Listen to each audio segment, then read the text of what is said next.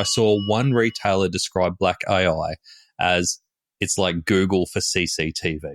My problem, working from home by myself all the time, just ChatGPT is my only friend. And as I walked into this business, and yes, they're engaged with Walmart, who in their right mind would beat a path to the world's largest retailer and say, I'm going to start here? Welcome to Add to Cart, Australia's leading e-commerce podcast that express delivers all you need to know in the fast-moving world of online retail. Here's your host, Bushy. Hello and welcome back to Add to Cart. My name is Nathan Bush, otherwise known as Bushy, joining you from the land of the Turrbal people here in Brisbane, Australia. Now, as you would have seen from recent episodes of Add to Cart, there is definitely a trend towards D2C brands moving in store. So physical retail is becoming really important for all of us in e-commerce. But there are so many parts of physical retail that we might not just think about, even as we're expanding into that area. And one area that I'd never thought too much about was security cameras. I mean, we see them everywhere, but how do they actually work?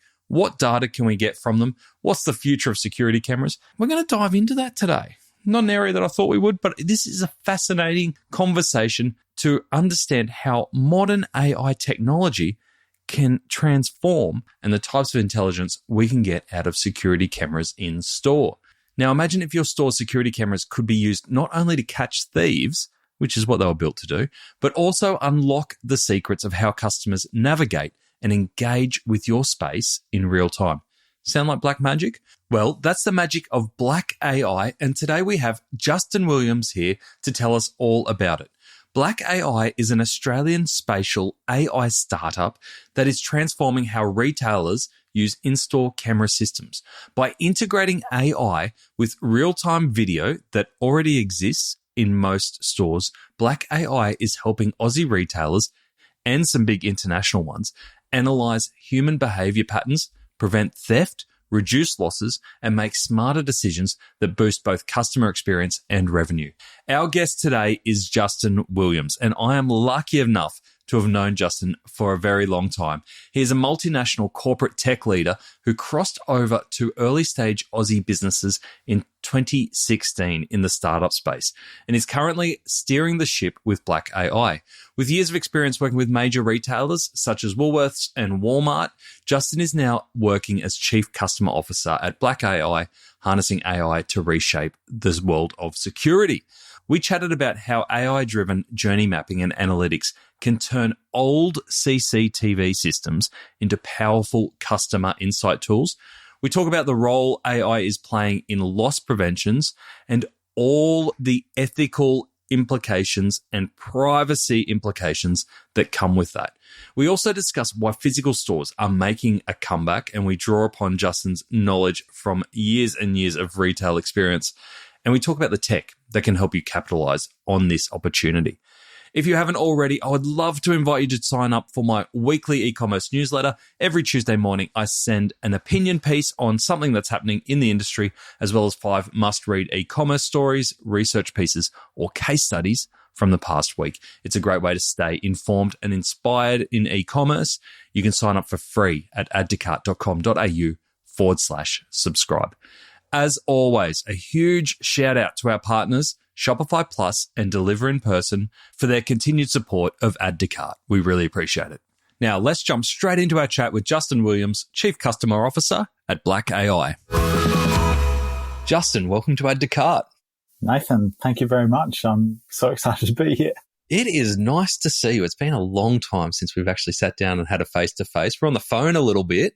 But before we get into our backstory and our true romance together, I want to talk about Black.AI, because when you went over there, I had no idea what you were doing. It was this mysterious company that I had no idea what was going on. And I think in my research, I saw one retailer describe Black.AI as it's like Google for CCTV. What did they mean by that? So this particular retailer, they're a fairly large national retailer in Australia. The problem that they and many retailers have is that there's a lot of CCTV cameras, there's a lot of CCTV footage, But to be able to search that footage for a specific event or a specific thing is almost impossible. And so the way this retailer sees our platform, it enables for the first time the ability to conduct targeted search. Okay. So set it up for us here, because we will have a lot of e-commerce listeners here, some who may have physical stores or are thinking about physical stores. Obviously, security cameras aren't the first thing you think about when you're expanding into retail. How are stores normally set up from a camera perspective and a security perspective, even before the Black.AI solution was around? Oh, look, security cameras, as your listeners would know, Nathan, they are not new, right? Like all the way back to the old analog cameras. And talk about stores changing. You know, I mean, for me now, it's like every month the interior of a store changes, but those cameras, you know, some of them very old, have been fixed for a long time. So the cameras they are owned by the security or usually the loss prevention team. There's profit protection or some label of that team. And those cameras may be IP enabled, or they may be analog interfacing to an encoder that, you know, outputs an IP signal. Many and varied would be my response to that, Nathan, and often suboptimal. Okay, cool. All right. We are going to unpack the Black.AI solution shortly, because from what you've told me about it so far, it is fascinating. There's so much to go into, from both a technical but also a customer analytics to also ethical and safety concerns. So we're going to unpack all of that with you. But I want to take us back a bit, because you're not new into the retail game. We met when we were at Super Retail Group. Well, I was at Super Retail Group. You're at SAP. Life looks very different for us both now. We're sitting here both in T-shirts, video conferencing from our homes. We're a long way from that corporate world. Tell us about your journey in retail. Yeah, sure, Nathan. I'm originally a Sydney boy with my family, and I got asked by SAP to take on the role of what was then a regional general manager role, and to move my family down to Melbourne. Melbourne, of course, home to many of Australia's leading retailers, including a number of the Wesfarmers Group. So, yeah, Bunnings, Kmart, and, you know, we've had the likes of Coles once upon a time in the Wesfarmers stable, you know, so too Myer and others. So for me at SAP, I didn't intentionally get close to retail, but I was the executive sponsor on a number of key projects for large retailers. And then since that time, it's quite by accident, not by design, whether it was running, you know, a last mile delivery platform back in the day, and then working with Australia Post to launch Shipster in 2017, 2018. I've always been in this retail community on the technology side of it. So, yeah, I'd love to claim credit for there being some brilliant design that I followed. But, yeah, it's just turned out this way. And it's just so fascinating, like the evolution of e-com and the dominance that e-com showed to in-store retail. And then now, post-COVID, to see the in-store retailers and their resurgence and redevelopment is really exciting. Yeah, it is a resurgence for sure. We're seeing, you know, how powerful that is. We had announcements on the ASX for last fin year, and there was definitely a pattern that those with stores were in a better place from a profitability perspective. So that resurgence is absolutely real. But from your perspective, I really enjoyed watching your movements post SAP, because you really immersed yourself in the startup world. And for a long time there, I was like, what are you doing? Like, you were touching so many different spaces, like you said, fulfillment spaces, tech spaces. You're, you know, having a look around at everything. And I was like, there's something good that's going to come out of this. Like, there's something big. You are going to discover something. So when you put up the post saying that you joined Black.AI and your quote was, "I did not expect to be here," tell me about the moment that from all the startups that you were speaking to in that space that you went, this is the one for me. Yeah, I got the referral September last year from a former colleague of mine at SAP. And, you know, as I usually do, I go and meet the CEO, I meet the team, I get close to what their challenge is. And during that, I figure out, well, you know, is there compatibility here or not? And in particular, have a look at, you know, what their platform is, right? it's technology and it may do a number of things.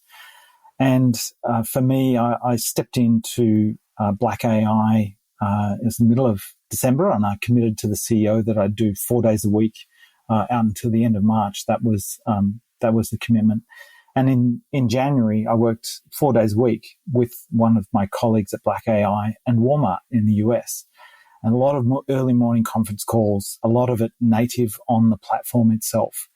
And I've got to say, it was before the end of January, and I emailed the CEO and I said, look, you've passed my due diligence. I'm good to go. I don't need to wait until 31 March. I've actually seen the tech work and solve really, really complex problems. So, yeah, for me, the performance and the application of the platform is truly remarkable. And was it what you saw in the technology that got you excited, or the reaction that you were seeing from some very large retailers that got you excited? Yeah, that's a really good question. For me, having seen quite a bit in the 8 years or so since I left SAP, I've tried to not listen to myself getting excited about this. A bit like my wife, she does not like to listen to me. My problem, working from home by myself all the time. ChatGPT is my only friend. Yeah, correct. Yeah, for me, I listen very closely to the Walmart stakeholders and their feedback on the platform. And I have connected with a number of people, Woolworths here in Australia who have engaged with Black.AI, and people I know who are experts in this. And without priming them, I've listened to their feedback and their questions. And yeah, this is one that's got serious legs. So I'm excited. I can tell your eyes just lit up. So let's dive into the solution, because I think most people will be like, all right, give us the details. How does it work? So can you talk us through, we kind of set it up at the start with most retailers have security cameras, some are analog, some are digital. They're all in totally different states. You're dealing with large retailers, both here and globally, who I can imagine even have maybe different setups per store, per state, per territory. There would be nothing uniform about it. How does Black.AI come in and help those retailers with such diverse setups? The first starting point of all of it, like a good design thinking assignment, is what is the problem that you're setting out to solve? And being really clear on what that is, that's fundamental. But then taking a small step to test the feasibility of, applying the platform to helping solve that problem, that is key. And so, for example, the use case that is the subject of interest of a retailer, we get deployed into their site an appliance. It's a special GPU-based appliance that's actually quite expensive compared to your ordinary CPU server. And this appliance is connected to the video streams of the retailer. And those video streams need to be RTSP format. So for the nerds out there, that's real-time streaming protocol. And there is a minimum resolution that is required for the platform to accurately measure. And are you installing these per site, or is it one installation for an organization? This is per site. So it is, you would call it quite infrastructure heavy, because it's a dedicated appliance, we call it, per site. And they have to be on site because it's dealing with real-time information and a lot of information? Correct. We are talking metadata per frame, per second, per camera. And so that is a really heavy data load.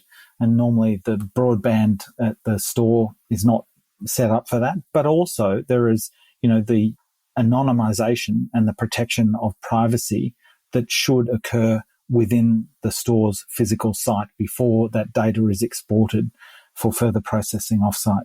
Mm-hmm. Okay. And so you've installed the hardware.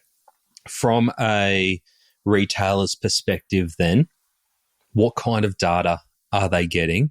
How do they access it? What does that look like? So we've installed the appliance. We've checked all the fields of view of the cameras to make sure that those zones are relevant for the use case measurement. And all of this data, as you've rightly said, it gets put up in a web portal that is directly accessible by, we hand over user logins for the retailers key staff, we would call it, who are engaged in this exercise.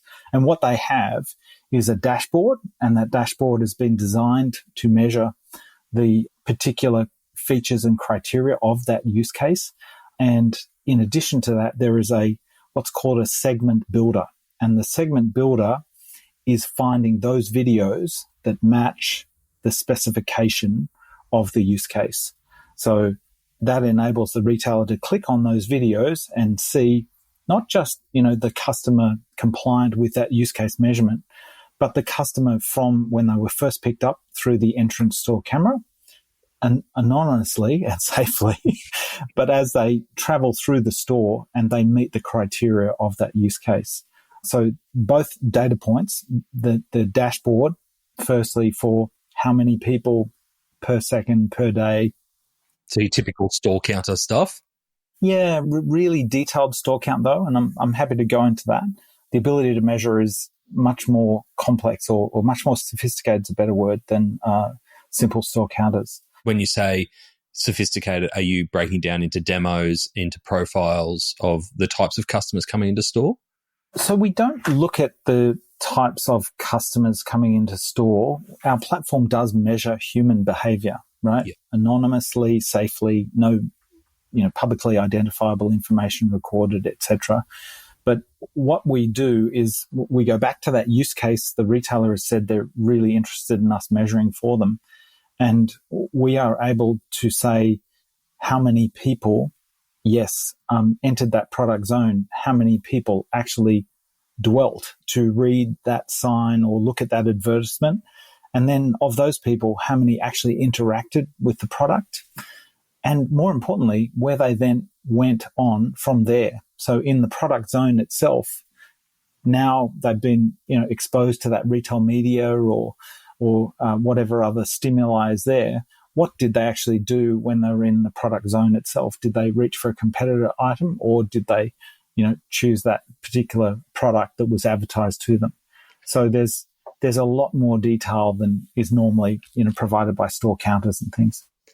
And what are the most common use cases there? You gave some great examples of, hey, when you're in this section or you're looking at this signage, what are retailers briefing you on that they really want to uncover about their in-store customers?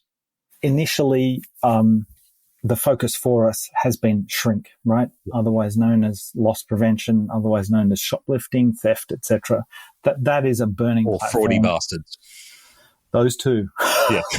So since the cost of living crisis going back a couple of years now, this has become an increasing problem for retailers. In addition to that, it's coincided with the express lane for shoplifters, otherwise known as the self-service checkout.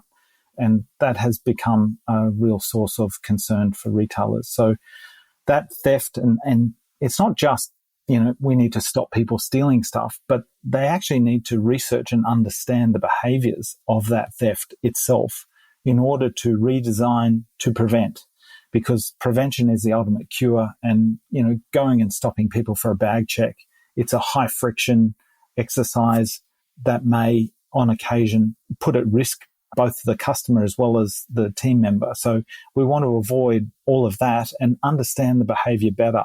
And that's what our platform helps the retailer do.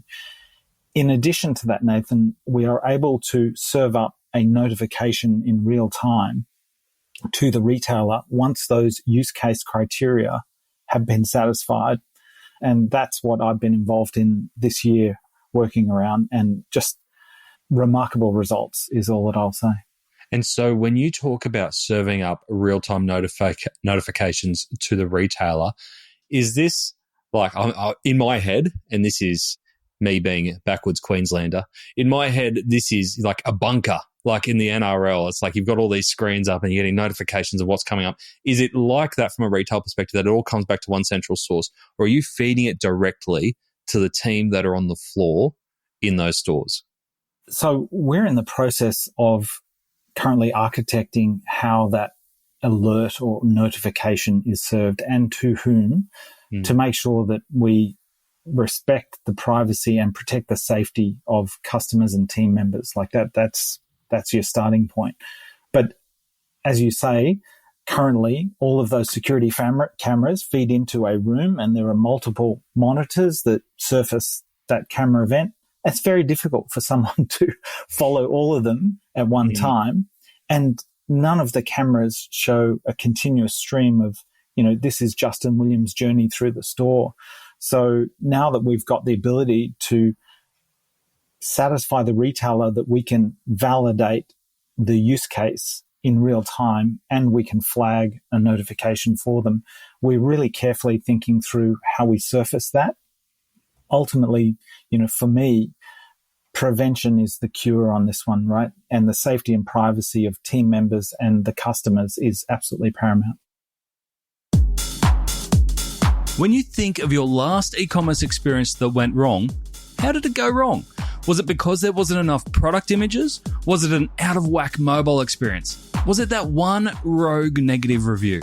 I doubt it. I bet it was because of your last mile experience and whether your product turned up on time and undamaged. That's what we remember. Delivered in full on time, or DIFOT for the sexy shortened version, is a key metric for retailers and customers. Why? Because it's a critical indicator of reliable, on-time delivery and the post-purchase customer experience. However, many Australian retailers are settling for 70 to 80% delivered in full, on-time results. That's a lot of unhappy customers. That's why brands such as July, Samsonite and The Party People turn to deliver in person. With an average DIFOT score of 99.6%, you are delivering experiences to remember. Do not settle for less. Find out more at deliverinperson.com. Look, it's obviously a really hot space at the moment. You mentioned the self-checkout cameras earlier, and obviously a lot of contention here in Australia, and I'm imagining globally as well around, it's pretty confronting when you're checking out and you're trying to work out, is this an Idaho potato or is this I don't even know other names of potatoes, but I find them so stressful. But then you've got yourself looking at you looking stressful, and you're like, I don't look like that. But then you obviously do when you're trying to work out what a potato looks like. Tell me about that, because that would be a very contentious issue right now, especially for customers. That whole surveillance culture and being under the microscope. I know you said being anonymous and making sure that the data isn't personally identifiable is really important. How do you do that? Sure. It's a fantastic question. And there are a number of players in what we call computer vision AI. And I will just speak to Black.AI's approach to it. As I said, that appliance installed in the store that conducts the transformation of the video content to pixelate your publicly identifiable information. And so Black.AI does not... For those listening, you just circled your face. So obviously identifying facial features, it's really important to blur them because you don't want to capture them, because that is, yeah. And you're blurring that in the retailer's environment before that is exported into the cloud for further processing. That's the first and foremost thing. Secondly, the platform Black.AI focuses on measuring what we call soft biometrics. So, for example, like you and I wearing our black T-shirts today, that's a thing that we are, Caucasian and light-skinned, both dark hair. I think yours is gelled, mine is not. I think what you're saying here is we're stereotypical middle-aged dudes in retail tech. Well, I've got the glasses on that your listeners can't see, but I've got the mustache, so take that. I'll raise you one. So moving on, soft biometrics is it. So it's the color of the shirt. It's, are you wearing shorts or long pants? And if so, what color are those? And we assign a number to that unique mix that represents, let's call it the Nathan Bush look. And Nathan Bush is that way separated from everybody else per frame per second in that camera view. And then as you go to a new camera, again, the same soft biometric measurement is conducted. And if it is found to be a close enough match to a previous one, highly unlikely that it would not be somebody else, we pair those up. And that's how we stitch together the unique journey that is Nathan Bush's store journey.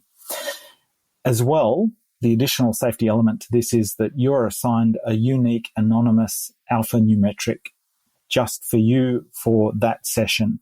So once you leave the store and it's passing through what's called an end zone, that session is deleted, effectively archived only. And if you re-enter the store, that will commence with a new session and a new ID is applied. And there is no correlation between those IDs, even though you are the same Nathan Bush. That must be tempting, though, to go down the path of a return customer, lifetime value, stitch that together, wouldn't it?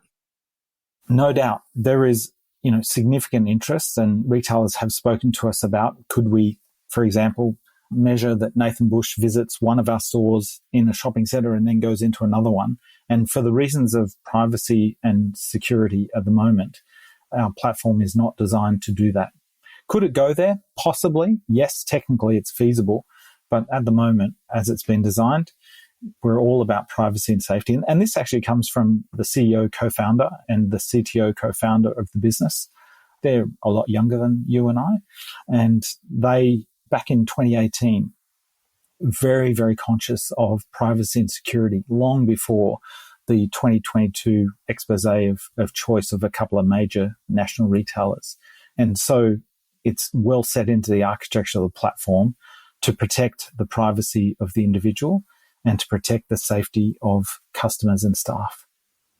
And when you are challenged by retailers around potential new feature sets or even internally thinking up new use cases for this technology that you've got, I can imagine you come up against a number of ethical dilemmas or decisions that you have to make around privacy, because privacy in this space is changing so quickly. And because you are operating across borders is different in the US as it is in the UK, as it is in Europe, as it is in Australia. How do you set a framework around how far you will go with privacy and security? For us engaging with Walmart, it required the business to become ISO certified. 27001 is the security certification. And that took the best part of, I want to say, 6 to 9 months. And I recall this from 22, 23, before I joined the company.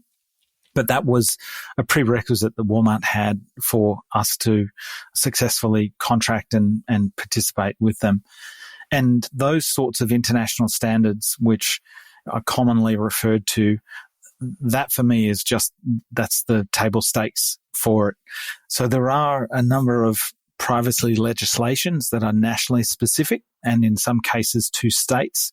And so it is that, we know that the Privacy Commission has recommended drafts to the Australian privacy legislation that will be released or is about to be released or is under consideration at the moment. And we expect those to be a lot more stringent and more strict.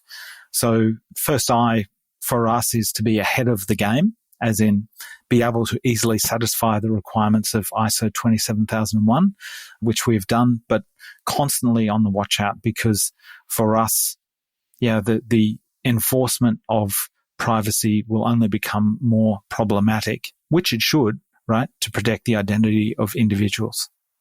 I want to take a slightly different direction now. You mentioned the use cases there around fraud prevention, which makes a lot of sense because that's the original use case of security cameras, essentially, is fraud prevention. You've just superpowered that to be able to make it easily accessible and intelligent. Your retailers who come on board with fraud prevention, are they finding any other interesting pieces of information, especially around customer behaviour in store? Absolutely. If I call it CX, right? Like your customers would know what CX is. And that was more or less a curiosity of a particular retailer. And they have, what we know as end cap displays, that they have specials, promotional areas. And there was a famous video moment where, for example, this is like a full family. And at this display, there happened to be, I think, table and chairs. And this family decided to seat themselves at this retail display and well and truly tested the product. So yeah, there are some really unusual insights that we reveal as part of this. And typically what has been observed by a store manager or is observable by store team, teammates or associates, those things often take a life of their own where they are generalized and they become, a bit of an urban myth. Like this is a thing. And for example, we conducted measurement for the use case for this particular customer. And we said to them, well, actually, your use case is not a thing, because in fact, what these people are doing is not coming here and queuing. They are coming, checking on the availability at the counter, and then they're going away and shopping and coming back and then getting served. Whereas there was this perception that there was a queuing behavior that was measurable, etc. So there's a few, what I'd say, tightly held urban myths within a business, and those businesses are very surprised when they see the actual data of what is.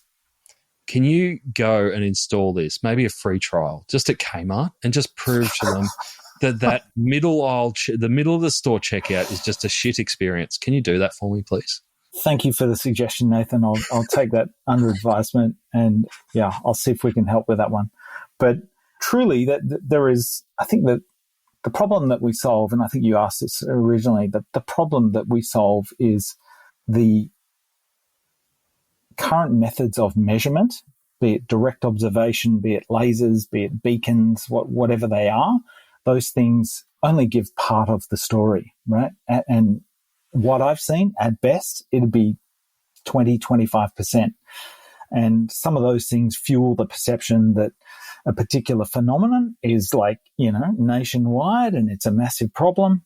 And when actually you deal with the facts and you rely on the data and you see the videos that support that data, you're like, oh, wow, well, actually, it is either maybe it's bigger than we thought, or maybe it's not a thing. So it's wonderful to, be a seeker of the truth and just present the data as it is. Yes, exactly. And on that, have you had any insights, or is there any connection, any way to connect the in-store insights that you are gathering for retailers to the online or the digital experience? We've thought about this, and I would say it's, early stage discussion, but thinking about the behaviors and thinking about the insights of the in-store and how that can be applied to online. And that's a really good hill to climb, I think, because e-commerce has certainly led the way as far as user analytics are concerned, knowing the page-by-page view, following the mouse or cursor of the individual and doing that, whereas stores have been relatively blind, right? They've had a store surveyor with a clicker, or there's been some kind of measurement device that... Beacons were meant to be our saviour, the ultimate attribution tool. Several hours of data that is then generalized to a full year that leads to a design that actually creates more friction than it was, set out to solve for. So for e-com in reverse, to leverage some of the insights of behaviors and to either equip the retailer to query those behaviors online better, or new tools that may be created that allow the measurement of that behavior. I think it's a very interesting future ahead for e-com, because technically, obviously, it leads the in-store massively. And in-stores have legacy POS, legacy cameras, legacy all sorts, and that's what they're overhauling. So I think the lessons learned for e-com will be very exciting in the next few years. Yeah. Speaking of legacy, just looping back to the start of our conversation, question that I didn't get to there, can you plug into any camera system? One of my core childhood memories was buying my first TIAC Discman. I freaking loved that thing. That is, until all my friends got the Sony Discman, then my old Skipman, well, it didn't seem so cool. And so it is with e-commerce platforms. Did you know that well over 100,000 Australian businesses are now on Shopify, and they power over 25% of all e-commerce here? All the cool kids are there too. JB Hi-Fi, Hi Smile, Tiger Lily, LSKD, Patagonia, Princess Polly, July Age, Culture Kings. They've got Shopify Plus, and it's easy to see why. The Shopify Plus checkout converts 36% better than other checkouts. It's customizable. It has D2C and B2B capability. It has international expansion stores, and that's just the start. Don't settle for a platform that skips. Check out shopify.com/au/plus and get in touch with the Aussie Shopify Plus team to see how Shopify Plus can power your business without missing a beat. I think one of the failures of the computer vision AI market generally is not setting out the prerequisites or the compatibility requirements to enable this magical tool to measure literally everything.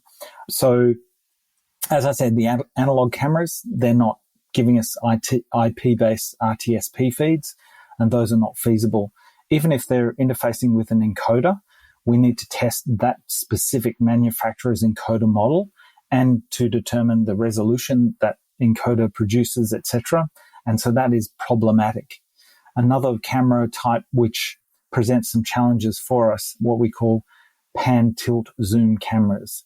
These are the ones that are joystick controlled, and so they can obviously pan for a different field of view and they can zoom in and out. And if that is used, that kind of breaches the original design that we use for measurement within the platform.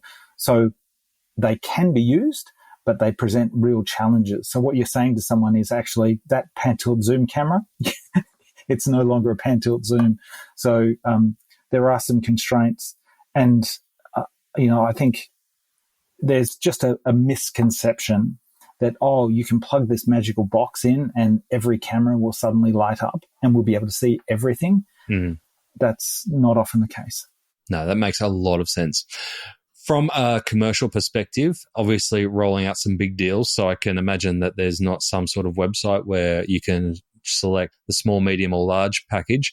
What's the commercial model for Black.AI? Well, it's strange you said small, medium, large package because the pricing framework actually has that, and it is designed to enable someone who only needs, let's say, a small number of cameras to be able to step into our platform. However, I'm yet to see a retailer say, I only have these small number of cameras and they're the only ones I want to use. Like so often is the case, they've gone, fantastic, and we'll add this to it, and we'll add that to it. So multiple cameras tends to be the default position. As I said, the GPU-enabled appliance per store is quite expensive, and the prices are only getting more expensive on that. So that is a point of friction. And that means going back to the problem and making sure the problem is really valuable and worth solving. And then there is, after the installation of the appliance, there is a period, and this is for all computer vision AI players, where they need to calibrate their platform. So it's not like e-commerce where you've got a Shopify plug-in and boom, away we go. This thing of computer vision AI, it does take quite some time to configure and tune the platform to measure exactly what it is the retailer wants. Okay. So, in other words, contact you for a quote. That is best. And like the simple starting position for me on this is make sure that the problem that you want help solving is really valuable. Because if you're just after a simple store counter, go get a laser and do that. But if you're after something which can, down to the second, follow that person through the store, through various use cases, and have those use cases linked together, if that data is helpful to you, then we perhaps are a platform that can help solve that problem. As you were talking then, my mind went to another use case, which I'd be interested to test with you here, which we've, in our conversations, never tested. But Would it be useful? I'm always up for that. Would it be, have you ever implemented it in warehouse or fulfillment centers to test productivity and processes? So we have not, but we have had retailers ask us, can we please deploy this platform in those environments? And the requests have really come from safety and compliance, to be honest. That's the first and foremost. and then secondarily to understand the movements that occur within those spaces, because obviously, on the shop floor and all of the measures designed to prevent theft are quite mature, questionable as to how successful they are. But in the back of house, where safety is number one for employees, there is also quite a different dynamic for somebody who has a different objective, I'll say. So we have not deployed in that back of house environment. It is on our roadmap for deployment. We have a lot of stores in front of us that we need to just roll out to, but the back of house is definitely, on question for them. I mean, simple things like supply chain, docks, availability, is there a truck there currently? How long was that truck there for? Yeah, all of these things that are vital for the replenishment of the retailer store inventory to make sure that, the successful customer experience is supported. Lots of use cases there, from, like you said, safety, but even tracking stock from the moment it arrives. How long does it sit there? Where does it go? When will it hit the floor? Yeah. You mentioned there, obviously you mentioned the founders and that they are young founders. This sounds like a capital-intensive, capital-hungry business, especially with the physical hardware element and the global nature of it, and hiring people like yourself. I've seen your paychecks. I read that you do have some really strong investor backing from some angel investors and VCs, including the likes of Blackbird, which are, they generally know how to pick a winner. What are some of the unique perspectives or even pressures maybe that you've experienced in your time so far working with investors with what you're rolling out with Black.AI? I'll start firstly by saying to talk to investors, the CEO is required. So I will abstract my experience separate to Black.AI's and I will reflect on the challenge that is deep tech, right? And I regard Black.AI as one of my first deep tech experiences. First things first, I mean, this business has been going now for 7-8 years, right? And we've just engaged with major retailers like Walmart and Woolworths, and that's why I got the call up, right? Like, I've got some history with big retailers, and can I help these folk that have been successful in getting engaged with these businesses? But back to, the deep tech thing, it's building something that has not been built before, and it's difficult to put comparisons on it. So the power of the platform is so significant. To know when to pivot from, research into, fit for market, etc. That expertise, the patience, the support, all of that, I think, I'm safe to say is what's essential within those investors, because it's not as simple as, just rolling out a bit of code that someone is likely to replicate or copy within 12 months. This is very, very particular deep technology. There's no playbook to what you're doing. And I could imagine that you would need investors and generally in this space that are on board with the direction. So I could imagine there'd be a fair bit of consultation that goes into some of those bigger decisions when there is no use case or no playbook in front of you essentially to follow. Yeah, 100%. And I'd say it goes back to the founders. They are remarkable, truly, for having the foresight to create this platform that does what no other platform does. So it's truly remarkable for that kind of thing to pop out of Australia, right? It's up there with Atlassian, Afterpay, those types of things that you're really surprised. I mean, even Xero out of New Zealand, who would have thought, right? We've claimed them now. They're an Australian company because they're on the ASX. So tell me about the next 12 months. Or do you even think in 12-month increments? What's next for Black.AI? So for me, I usually chunk it down into 90-day pieces. And at the moment, I'm staring at Christmas and crossing that threshold, and then into 2025. And growth of the business is that's something that we're having to deal with right now, and forward planning on the structure on those resources to be just in time meeting the demands of the business and customers. It's really exciting. So I think, what is ahead for us, and we see 2025 clearly, is, moving well into engaging with customers on a commercial footing to solve problems, and for us to track the data of the impact of the platform. So people would know that as building a case study, but for me, it's much more to understand the economic impact of the software and use cases, and then to be able to use that data to support the go-to-market plan that we've got, which says, let's stay the course with retail for the time being, because retail in Australia is very similar to how it is in the US, which is very similar to Canada and UK and other places where there are people in stores. So we've got quite a long way to go in retail. And there are other industries that we have our sights on, but we are preparing to tackle those in due course once we're satisfied that we've made, big progress in retail. Are there many competitors in your space that you have to keep a sideways eye on?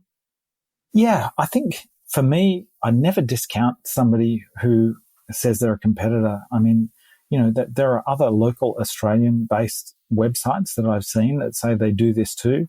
There's a really big global specialist that deals in that self-checkout, eerie kind of camera stuff that you talked about. And there are others, North American, European, and always emerging. Like there's one from South America, which I came across and I was like, really? Like, what the heck? And if you read, the websites, they speak of very similar things. They use very similar language, but our experience in working with very large retailers and talking to their teams that scan the market and constantly research and test this tech, that they're saying, wow, the one label computer vision AI, that's the thing, but your Black.AI platform is very different to the way others work, and it delivers very different results. So I think it's an emerging space and a really exciting space, and that's why it's just fantastic to be a part of it. I love that you acknowledge that there are competitors out there, because there are a lot of people who would go, we just focus on our own game, we run ahead and we don't worry about what else is out there. But it does come down to strategic investment decisions for you, doesn't it, in terms of what markets do we approach? Do we stay in retail? Do we expand? So you've actually got to know what else is playing out there and where your differentiators are, so that you can put the groundwork down under what you need to put the groundwork down and then expand from there. So yeah, interesting point. 100%. Like for me, it's all about critical mass. And as I walked into this business, and yes, they're engaged with Walmart, who in their right mind would beat a path to the world's largest retailer and say, I'm going to start here? Just like I've said, that's called the inverse go-to-market methodology.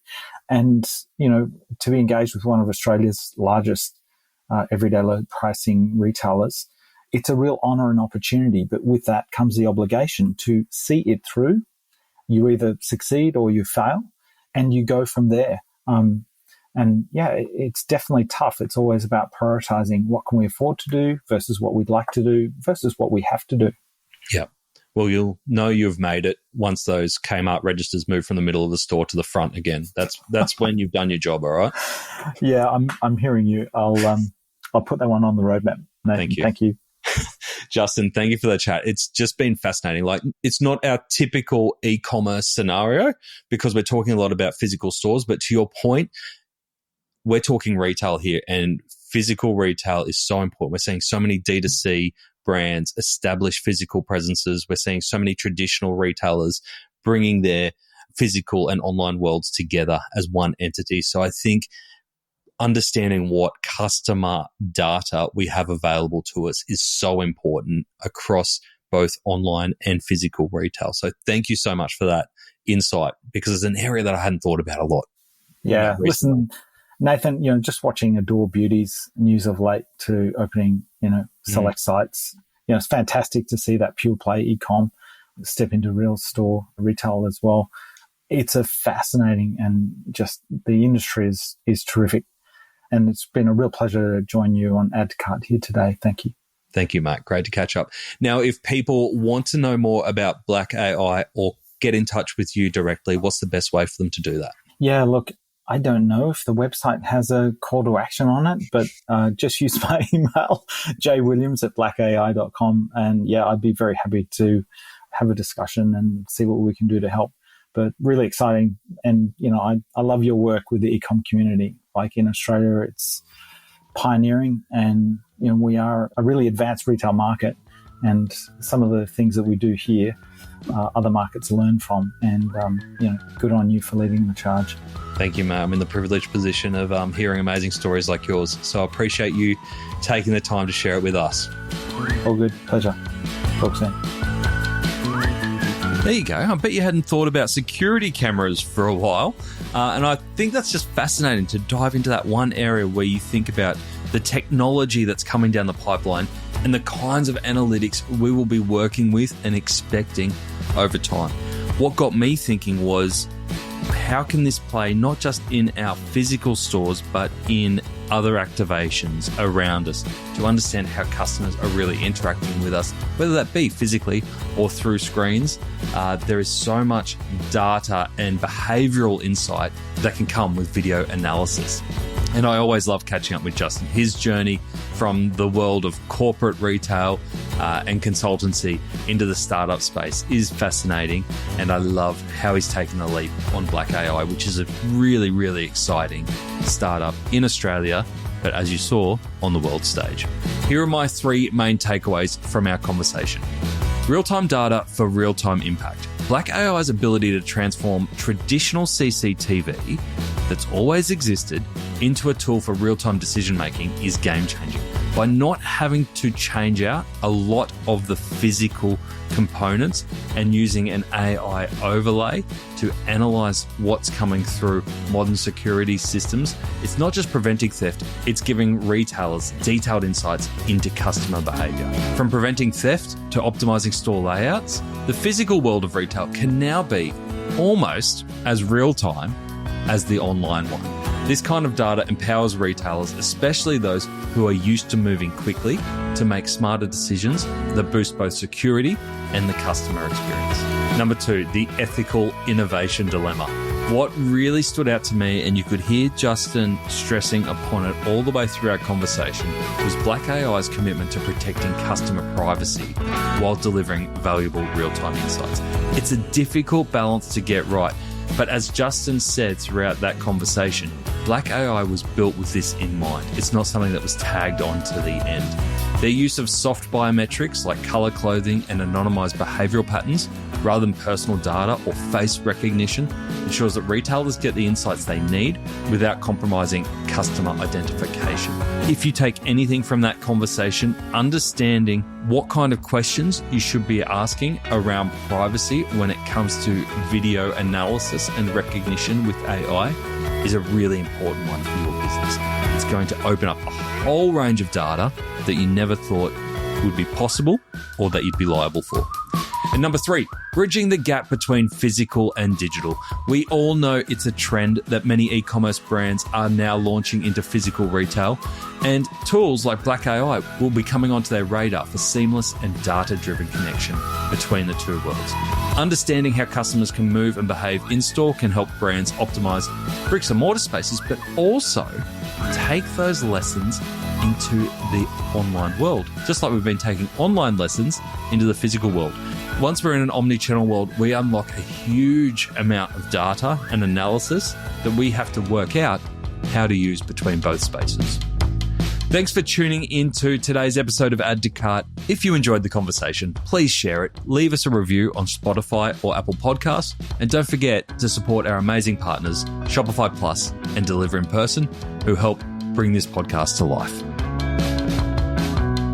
Before you go, we'd love to invite you to join our free e-commerce learning platform, Add to Cart Campus. Meet other professionals and learn from e-commerce experts to take your business and your e-commerce career to the next level. Register to join Campus at addtocart.com.au/campus. Now, if you enjoyed today's episode, make sure you share it with a friend or a colleague, or even better, leave us a review on Spotify or Apple. It really makes a difference.